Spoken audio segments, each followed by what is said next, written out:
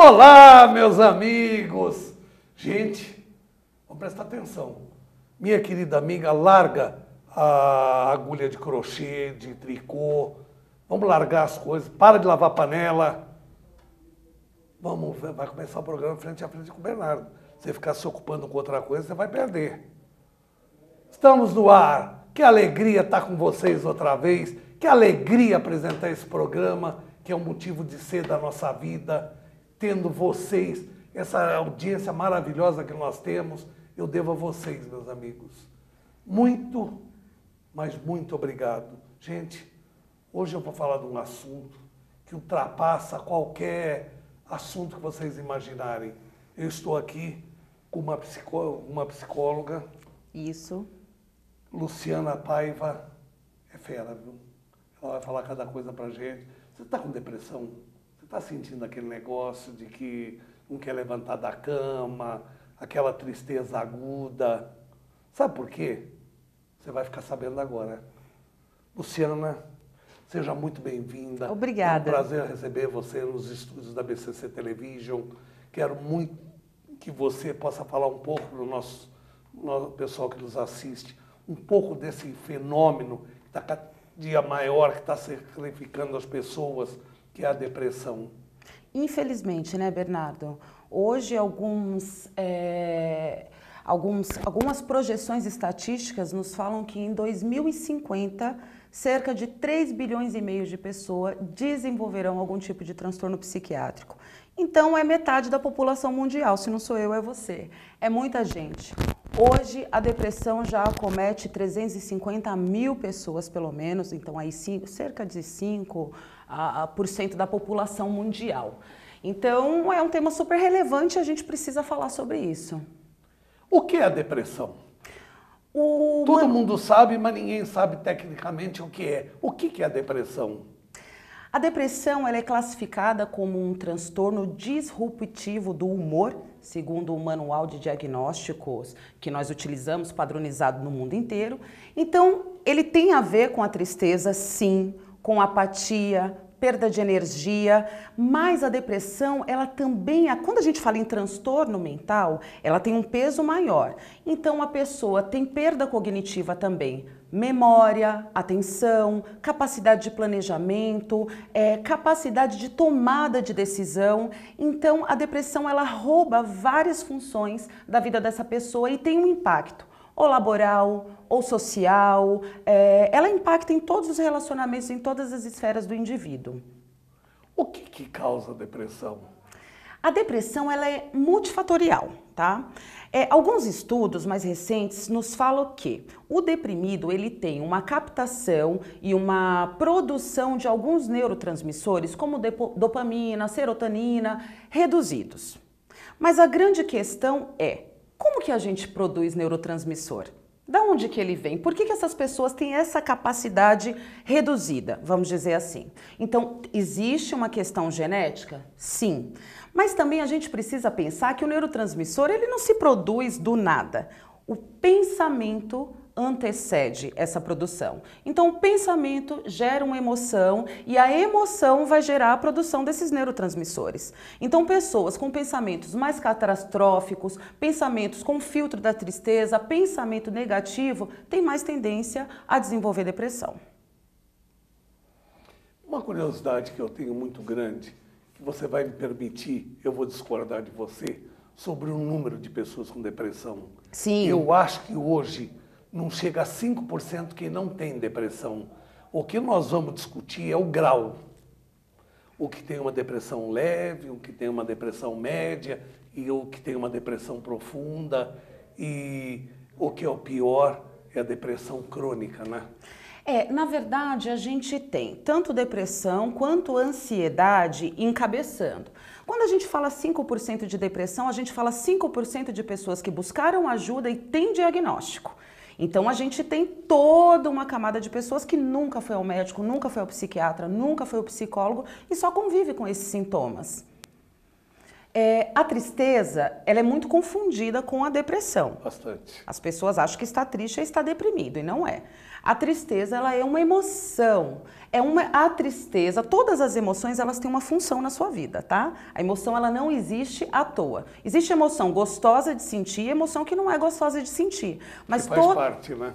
Todas elas são necessárias. A tristeza é o sentimento que pede reflexão. Então, de repente, sua vida não está indo bem em uma determinada área e a tristeza, ela surge para você parar e pensar. Pode ver que as melhores músicas, os melhores filmes, as melhores peças de teatro foram escritas em momentos de tristeza, tá? Isso é a tristeza. Pede para você refletir e pede mudança. A depressão é quando essa tristeza se torna crônica, ao ponto de eu não conseguir refletir, ao ponto de eu não conseguir promover mudanças na minha vida. Então aí a gente está falando da depressão. Tem perda cognitiva e impacto social na vida do indivíduo.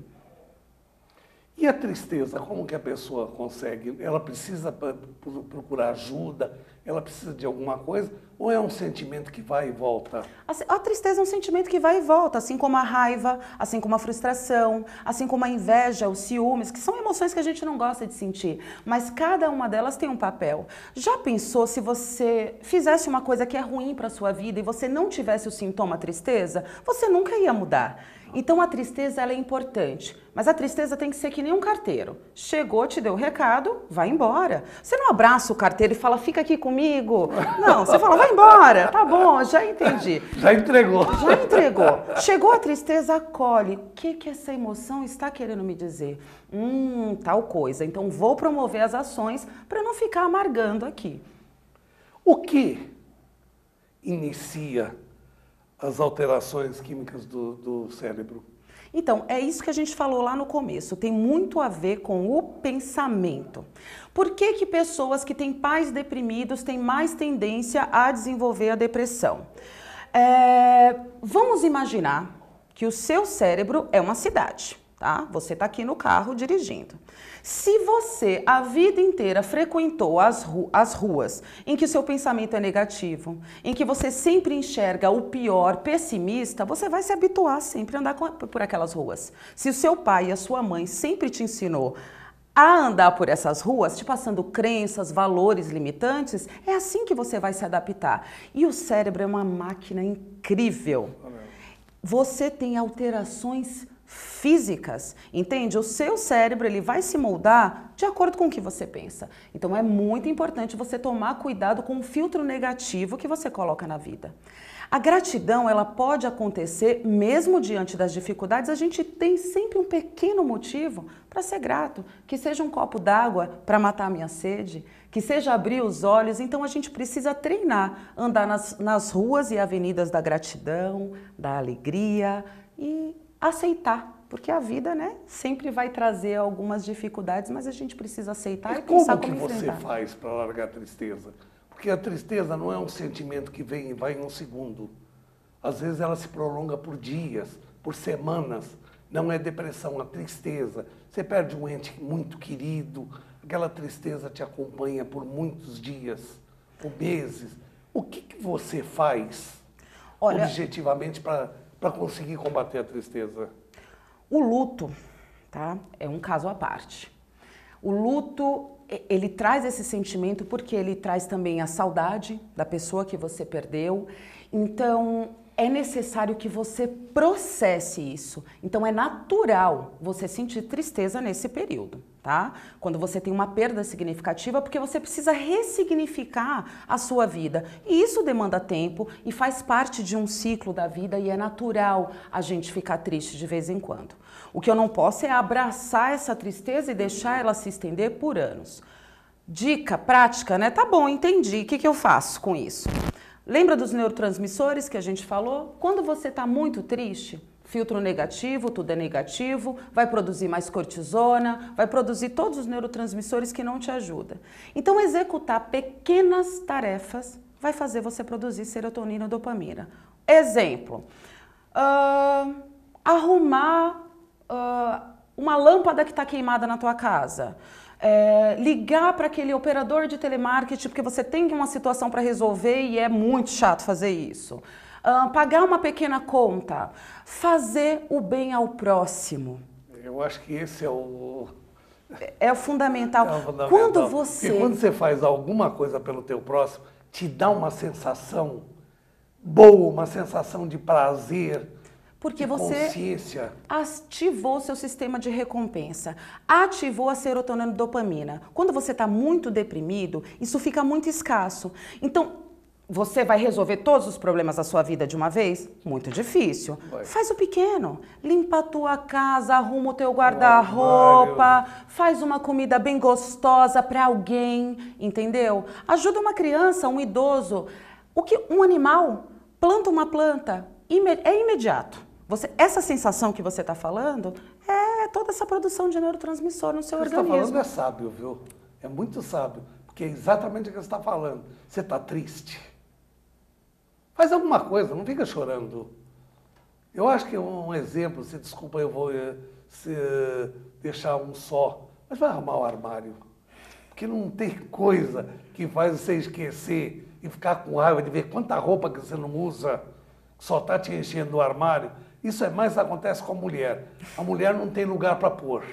Se ela arrumar o armário e tirar tudo, metade não volta. Mas olha, vou até em defesa aqui das mulheres, tá? Guarda-roupa cheio de coisa é igual a tua cabeça cheia de pensamento.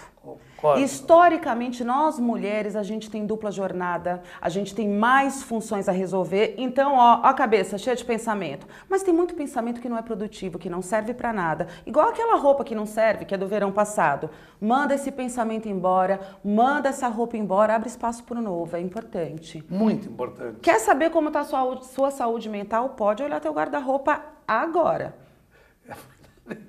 Tá muito cheio, é muito pensamento. Vamos diminuir. Porque o homem, eu acho que a pequena diferença que existe entre a mulher e o homem no tocante a guarda-roupa, o homem, eu não sei, pelo menos eu sou homem e vejo meus amigos, eles não são de guardar muita coisa. Já vê, não está servindo, ele já joga para baixo, já para dar. Ele não guarda no armário uma coisa que não sirva. E se você for E parar a mulher, ela guarda, parece que ela tem amor, ela tem coisa com aquilo, ela não joga fora. Emoção. E o homem também desenvolve menos depressão do que as mulheres. Será? Sim, é fato. As mulheres têm mais tendência, até por conta dessa carga, até por conta de uma carga hormonal, até por conta de uma cobrança maior da sociedade, a mulher ela tem mais tendência a desenvolver depressão. Existe um tipo de depressão que é exclusiva nas mulheres, que é a depressão pós-parto, e que acomete muitas mulheres. Então, assim, mulheres, nós precisamos cuidar da nossa saúde mental. Começa se desfazendo das roupas que não usa, que não precisa, porque isso também te abre caminho para organizar a mente. Organizar bolsa, guarda-roupa, sapato, pode organizar tudo. Eu acho que esse é o primeiro passo, só que é um passo gigantesco para abrir um pouco a cabeça. Sim, mas para os deprimidos, até arrumar um guarda-roupa é muita coisa. Então, quando você está muito deprimido, é do menor para o maior, arruma uma gaveta. Arruma uma gaveta. Depois teve força, porque produziu o neurotransmissor, lembra? Vai ter força, arruma a segunda. Arruma o guarda-roupa. Arrumou a casa? Confúcio fala, quer mudar o mundo? Arruma primeiro a tua casa, depois tua vizinhança e aí você expande. Então não dá para mudar o mundo sem mudar o seu mundo interno, né? Você sabe que eu não entendo por que a mulher tem depressão? Olha, você tem que calçar nosso sapato. Não era para ter. Por quê? Porque não. Porque a mulher não tem uma função. A mulher cuida da casa, ela cuida dos filhos, ela cuida da louça, ela trabalha fora, ela tem que ser uma executiva, ela tem que fazer tudo. E depois, uma das tarefas da mulher é uma tarefa que nunca acaba. É lavar a louça e cuidar da casa. A mulher, às vezes, que não trabalha, que está de férias dentro de casa, ela trabalha o dia todo que nem uma condenada. Chega à noite, mas então o que você fez? Bem, não sabe falar. Porque ela trabalha o dia todo lavando louça, lavando roupa, lavando isso, lavando aquilo. No fim do dia ela diz, não fiz nada. Não tem folga. Porque mesmo todo mundo tem direito. Não, no domingo eu descanso. A mulher não descansa. No domingo ela vai trabalhar mais ainda porque está todo mundo dentro de casa e ela vai ter que arrumar a casa. E arrumar os filhos, arrumar tudo. Olha, eu admiro a mulher. Então, a gente precisa se organizar como sociedade em prol da saúde mental das mulheres. Homens com perfil de participação dentro de casa, afinal de contas são 2 adultos dividindo tarefas. Então a gente precisa de uma mudança cultural, é muito peso. Então efetivamente as mulheres têm, sem contar a carga hormonal aí envolvida. Então é importante uma mudança mesmo no pensamento da nossa sociedade, entende? Eu entendo e você não sabe a satisfação que está me dando. Só que o que eu quero mesmo que você fale, nós vamos entrar no segundo bloco, que é a depressão, a síndrome do pânico, que está arrasando tanta gente. Eu já perdi vários amigos meus por causa do síndrome do pânico, acabou morrendo. Eu vou te pedir licença, nós vamos fazer um pequeno break, nós já voltamos já. Até já, 1 minuto.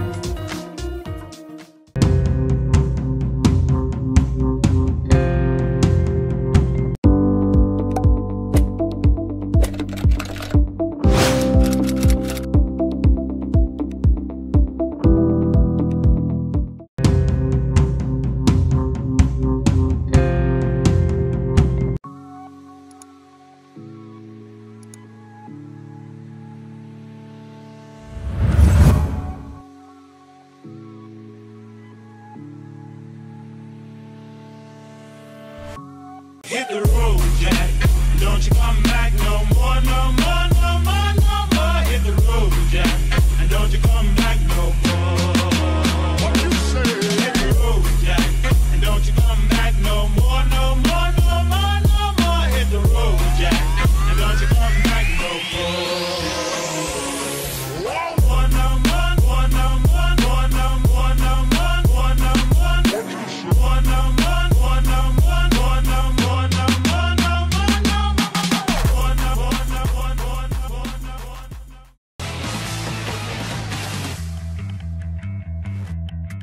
Então, nós voltamos, estamos no ar outra vez, junto com vocês. O coraçãozinho velho aqui fica emocionado, viu? Só de saber que vocês estão do outro lado assistindo, é muito gostoso.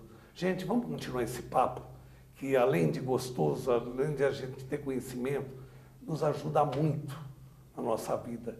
Porque às vezes a gente fica, não sabe o que tem, como que se combate, você entra em depressão. Por falar nisso, Luciana, quais as causas que causam a depressão? Não a tristeza, a depressão. Então, a depressão ela é multifatorial, né? Tem fatores genéticos envolvidos, tem a ver com crenças e padrões de pensamentos. É aquela rua que a gente sempre pega, costuma-se olhar a vida com um filtro negativo.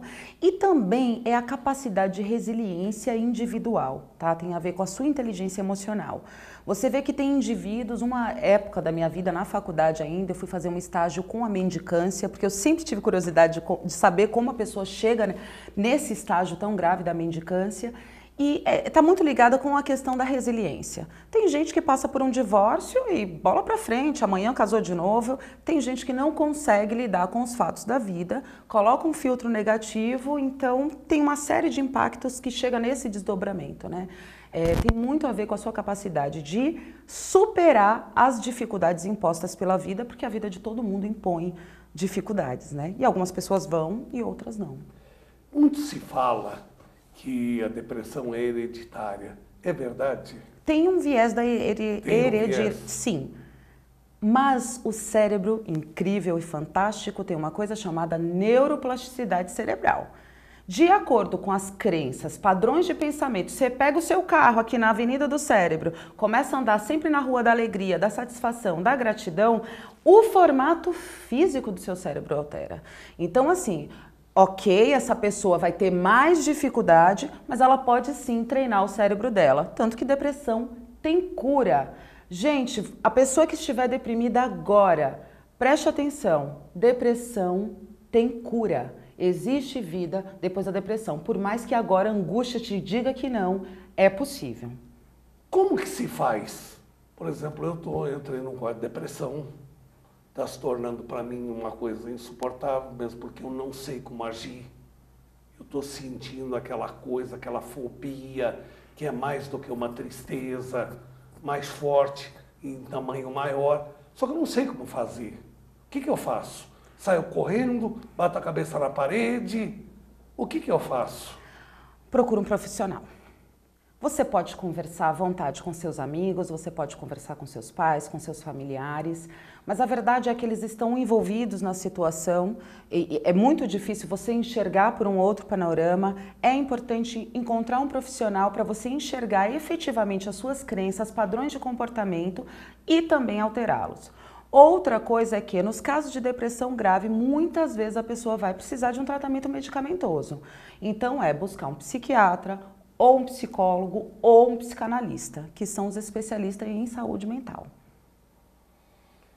Bom, eu estou com um quadro depressivo, tal, não sei como agir. Como que eu consigo identificar quando é tristeza e quando eu estou caminhando por uma síndrome do pânico? Porque o começo, eu acho que os dois são muito iguais. A tristeza, a falta de vontade, eu acho que são muito iguais. Depois, cada uma começa a pegar um rumo. Enquanto a tristeza, se você pegar uma avenida certa, ela passa, a depressão não. Ela vai precisar de alguém que te dê a mão.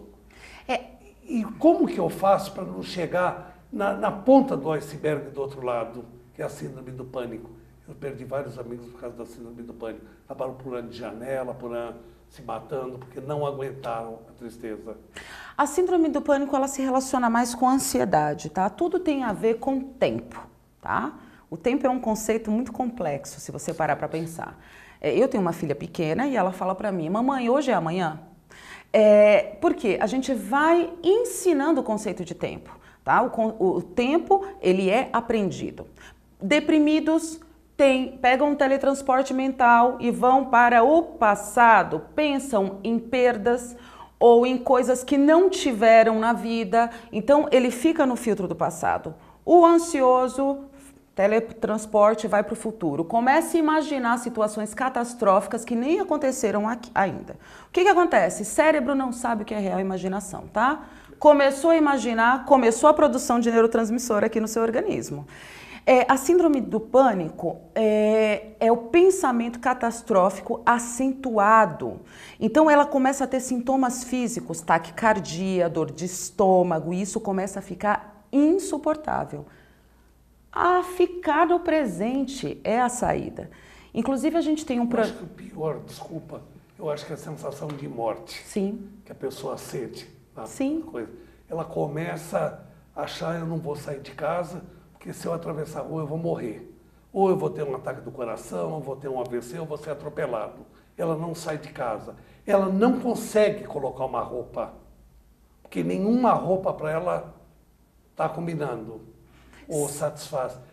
Isso que eu acho muito difícil. Sempre que o pensamento começa com e se, é uma distorção cognitiva. Porque e se tem muitas possibilidades. Ninguém pensa em se eu ganhar na Mega Sena. E se eu fizer sucesso? E se é sempre negativo? E se eu sair, alguém me matar? E se... É sempre situação difícil. Começou com e se, bloqueia esse pensamento, porque você está muito provavelmente distorcendo a realidade. Mas a grande verdade é que a depressão, você não tem força de bloquear teu pensamento. Teu pensamento é mais forte que você. A síndrome do pânico, eu convivi muito com isso. A pessoa não quer, ela não quer. Eu tinha um amigo meu que ele venceu a síndrome do pânico. Ele tomou remédio, o remédio não fez efeito. O remédio fazia dormir guiando o carro. Chegava, deitava na cama, não dormia. Tá? E eu não podia guiar carro porque ele andava 2 quadras, ele batia o carro porque ele pegava no sono. Sim, claro. Então tudo é uma cadeia de coisas que não depende de você dizer, eu vou bloquear. Você sabe como ele sarou? A sensação dele de morte cada dia era pior. Certo. Cada dia era pior. Ele sentia, mais agudamente ele sentia que ele ia morrer. Um dia ele perdeu a paciência. Tem pessoas que têm esse dom. Ele perde a paciência, ele cansa. E ele cansou. Ele deitou no chão e falou, agora eu vou morrer. Agora eu vou morrer. Eu quero morrer. Não conseguiu. Ele mandou depressão para aquele lugar. Ele não consegue. Porque você não consegue. Eu acho que o grande problema da depressão, você não consegue dar um passo para frente. A força que te prende é maior do que a tua força. Por mais que você concentre e consiga concentrar, você não consegue. Na verdade, a gente tem estratégias para isso. Imagine uma criança... Que eu queria que você falasse. Imagine uma criança pequena. Você chegar numa criança pequena e falar, olha filho, você precisa comer esse brócolis porque ele tem muito ferro. É ótimo para o seu organismo.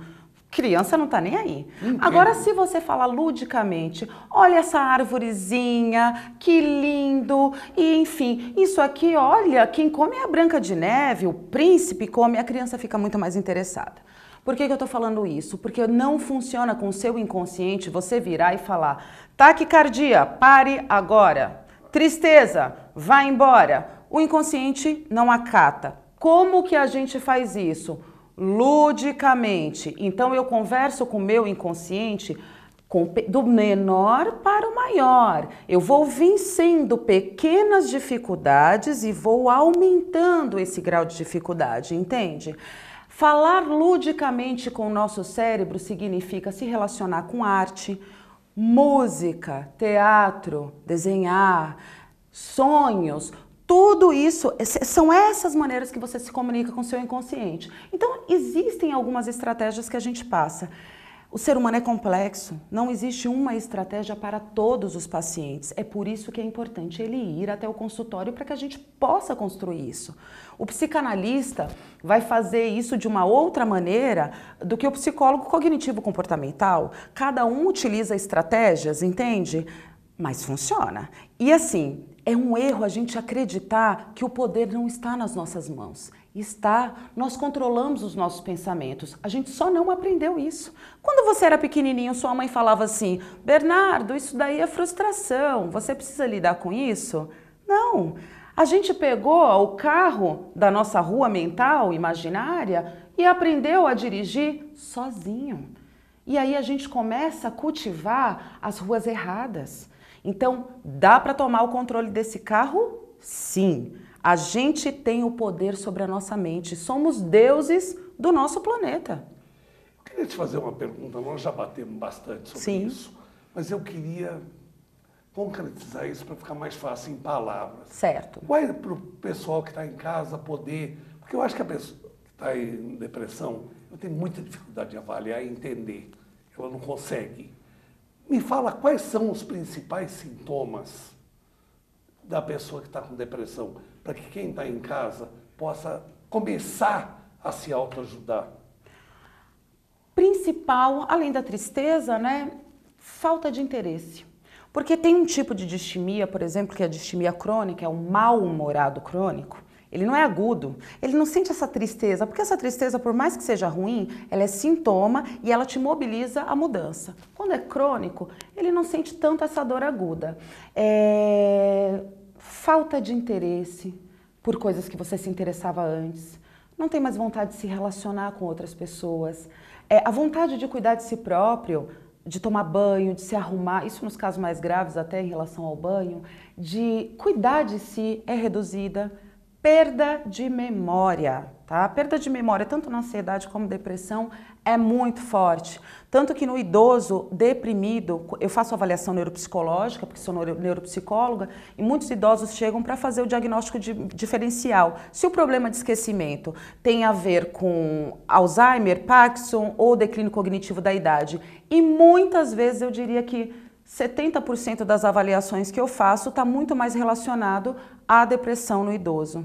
Tá? O idoso normalmente tem muita depressão. Tem muito idoso com depressão porque alguns passam por muitas perdas. Então é o luto, pessoas que são casadas há 50 anos e aí tem essa perda dos filhos, especialmente nos super idosos, né, entre 80 anos é uma faixa que é muito negligenciada, que muitas vezes tem que encarar a solidão e a perda da autonomia. Então, muitas vezes ele não está desenvolvendo um Alzheimer, ele tem um problema de depressão que vai pegar a memória. E não é Alzheimer.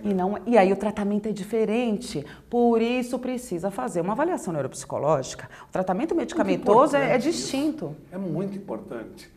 Por isso que eu te fiz a pergunta, sintetiza um pouco, porque a pessoa que está em casa, ela está te sorvendo o que você fala. Às vezes ela consegue ver, eu estou mal, eu estou com isso, eu estou com aquilo, não sei o quê, mas ela não sabe como começar. O que eu faço? Sim. Ah, mas eu vou no coisa, eu vou falar da minha memória que eu estou perdendo, mas eu estou com Alzheimer. Ela não sabe diferencial. Por isso que eu te fiz essa pergunta nós já batemos tanto, já falamos tanto, e eu resolvi te perguntar outra vez exatamente por causa disso, para a pessoa saber. Posso dar uma dica em relação ao idoso? Deve. Idoso, quando chega para mim deprimido e eu pergunto, idoso de modo geral, eu pergunto, como é que está a sua memória? Quando ele fala, tá muito ruim, é porque geralmente não tá tão ruim. Porque ele lembra que esquece, ele tem crítica. Quando ele tem Alzheimer e um problema de memória em específico, você pergunta, como é que tá a sua memória? Ele fala, tá ótimo, nem sei o que estou fazendo aqui, meus filhos estão encrencando, imagina não ter problema de memória nenhum. Ele esquece, entende? Então, o deprimido, ele não tem crítica. O deprimido geralmente lembra que esquece. Então, se você está diagnosticando um problema na tua memória, pode ser um preditivo aí de uma questão emocional e não biológica. É verdade. E as crianças?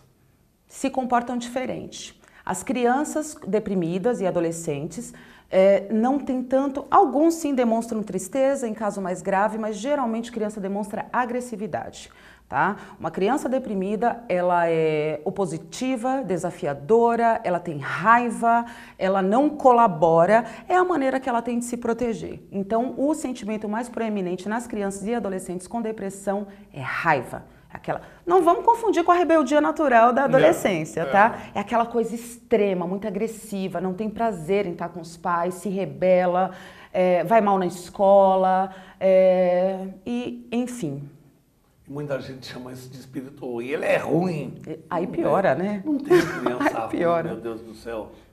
Existe criação, existe doença. Exatamente. Como dizer, não, cachorro é ruim. O cachorro não é ruim. O cachorro é aquilo que ele é criado, a forma com que ele é criado. Você dá amor pro cachorro, o cachorro se torna o maior poço de amor que existe. Você maltrata o cachorro, ele vai ficar rebelde. Com certeza. Mas sem querer ser poliana, eu acredito que a maioria das pessoas não é ruim. Mesmo com índices de violência altíssimos, a gente tem aí uma questão de desigualdade social e tudo isso que promove, né? Seres humanos. Sim, a não ser pessoas que têm problema no sistema límbico, que são sociopatas e psicopatas, que é uma porcentagem muito pequena. É o meio, né, gente? Precisamos melhorar aí muito como sociedade para em 2050 a gente não atingir 3,5 bilhões de transtornados mentalmente. E aí, o que será? Porque não é possível metade da população, porque aí passa a ter problemas congênitos, a pessoa se torna um psicopata, enfim, N coisas. É a maneira que a gente está se relacionando, né? Você vê que Freud, quando escreve todos os textos dele, não fala de ansiedade. Freud fala basicamente de histeria, que tem a ver com repressão sexual, outros 500, o porém da época. Nós somos bombardeados o tempo inteiro com informação, não vivemos o tédio. O tédio é berço de criatividade. As crianças de hoje em dia não vivem tédio, está o tempo inteiro no celular, a gente está o tempo inteiro com várias demandas, eu preciso fazer isso, preciso... Opa, calma, vamos silenciar a mente. Nós precisamos melhorar a maneira que nós nos relacionamos em sociedade, que nós nos relacionamos com a tecnologia e que nós nos relacionamos com o planeta. Né? Ninguém para apreciar, para ver o sol, para ver o mar, para... relaxa, né? É eu vou isso. te falar uma coisa, eu acho que eu estou ficando velho. Porque quando você tem um pensamento diferente do atual, você se sente velho. Eu fui criado e ainda vivo nesse tempo de que um casal de namorados, um quer pegar na mão do outro, conversa um olhando nos olhos do outro. Hoje o que eu vejo, eu vou em restaurante, o namorado de um lado, a namorada do outro, falando por WhatsApp. Não há mais conversa. Eu acho tão lindo o namoro, você conversar, você se curtir. Eu ainda sou daquele tipo de pessoa que o Roberto Carlos tão bem descreve. Eu ainda gosto de abrir a porta do carro para a mulher entrar. Eu acho que são pequenas coisas que fazem a diferença. Hoje eu não vejo o pai conversar com o filho, filho conversar com o pai, marido conversar com a esposa. É só no WhatsApp. No WhatsApp no Face. No WhatsApp no Face. Está acabando o diálogo. Se por um lado você está acabando o diálogo, por outro lado, esse bombeamento, esse ataque feroz das informações, que eu acho que a nossa cabeça ainda vai levar anos para conseguir se acostumar, é muita informação. Ainda que a pessoa seja inteligente, que tenha um grau de discernimento, ninguém aguenta. Tudo me é lícito, mas nem tudo me convém. A mesma coisa eu faço com pensamentos e com tecnologia. Eu posso ficar o dia inteiro no Facebook, no Instagram, eu posso passar o dia inteiro assistindo vídeos no YouTube, mas muitas vezes o conhecimento, dar sentido e significado na sua vida, necessita do silêncio da sua mente. Para você entender a si próprio e saber a sua missão de vida, o seu propósito, é no silêncio, é no tédio. Ninguém consegue mais ficar no tédio, né? Esse é o desafio. Esse é o desafio. Se você... Como que a pessoa lida? Porque não depende de você querer ou não querer. A informação vem, são aqueles milhões de fachos que eu dou o exemplo como se fossem fachos de luz que você recebe. Você não tem um filtro para barrar, porque você não consegue. Como você trabalha com isso? Meditação. Mas você consegue? Para um pouco. As pessoas não têm, não conseguem. Porque é cultural. O Ocidente que se oriente, né? Os orientais já falam isso há milhares de anos. Precisamos silenciar a nossa mente. Para um pouquinho, 5 minutos. Vai no YouTube, tem um monte de lugar que fala de meditação guiada.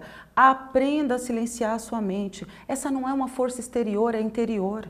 Nós temos controle. Então, é necessário acalmar. E de vez em quando desliga o celular. Olha a rua, olha as pessoas ao seu redor, repara os prédios da sua vizinhança, olha o trajeto que você está fazendo. Fica aqui no presente. Inclusive, a gente tem um espaço presencial aqui em São Paulo, que se chama Clínica Espaço Presente, justamente por a gente identificar essa dificuldade das pessoas de viver esse momento. Eu volto a bater numa tecla, você não falou.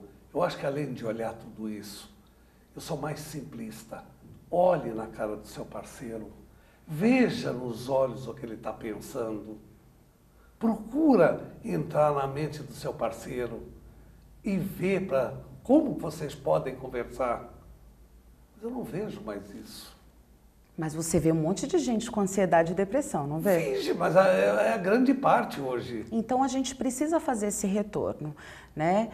Eu, nascida na década de 80, ainda tive uma infância em que a gente não tinha tanta tecnologia, era uma televisão só em casa, então criança tinha que se virar para criar. Então a gente mexia em planta, olhava para o sol, não fazia nada. Precisamos promover isso aos nossos filhos e aos nossos adolescentes também. Silêncio, quietude, paz, mansidão. Eu, quando moleque, eu não ganhava brinquedo. Eu fazia meus brinquedos. Naquele tempo, um moleque gostava muito de ter um cavalinho, era o Zorro, era não sei quem. Eu fazia meu cavalinho, eu fazia minha espada para poder brincar. Hoje os brinquedos não precisam mais, a criança não precisa mais. O brinquedo brinca sozinho. Você aperta um botãozinho com pilha, ele faz tudo. Sim. Cadê a criatividade? Cadê o desejo? Pois é, precisamos desenvolver isso. Nós adultos precisamos resgatar nossa criança interior, porque a gente aprendeu isso, e as crianças de hoje em dia precisam aprender essas estratégias mentais. Como era gostoso isso. Não era? Luciano, eu estou triste, mas estou triste, você falou, me explicou um monte de coisa, mas não falou. Como que eu acabo com essa tristeza de o programa ter acabado? Ah, pois é. Tá tão gostoso. Eu estou tendo uma aula com você. Sério. Acabou o tempo. Não tem problema. Para quem quiser me ver, eu não sei se eu posso falar, eu tenho um canal no YouTube, Psicóloga Luciana Paiva. Lá eu tenho algumas dicas para lidar com depressão e ansiedade. Deixo também meu número, o site. Quem tiver interesse pode procurar, né, no www.clinicaespaçopresente.com.br e temos nosso WhatsApp 96250 4410 011 aqui em São Paulo. Tá bom? Luciana, obrigado. Mas eu vou tomar liberdade, eu quero marcar um pouco uma outra entrevista com você para falar o que nós falamos en passant, que foi a síndrome do pânico. Perfeito. Porque tá demais a coisa. Ela não está sendo tão simples quanto parece. Eu queria esmiuçar isso com você. Então eu queria te convidar, eu vou pedir para a produção marcar uma data para a gente falar sobre isso. Vamos embora, estamos combinados. Gente, acabou. Só que antes de acabar, eu queria hoje mandar um abraço para os nossos amigos dos Estados Unidos que nos assistem, que nos acompanhem, principalmente o pessoal de Nova York, o pessoal de Miami, o pessoal de São Francisco. Enfim, tem muita gente que nos acompanha. Nós recebemos muito e-mail, muita comunicação de vocês. Meu coração estoura de alegria saber que vocês estão junto com a gente. E é de muito lugar, até da Índia, de Paquistão, nós temos a audiência. Mas isso é vocês. Gente, o programa acabou. Eu estou recebendo notícia. Se eu não parar de falar, elas vão me cortar. Mas eu não quero ir embora sem dar um beijo muito grande para vocês. Fui.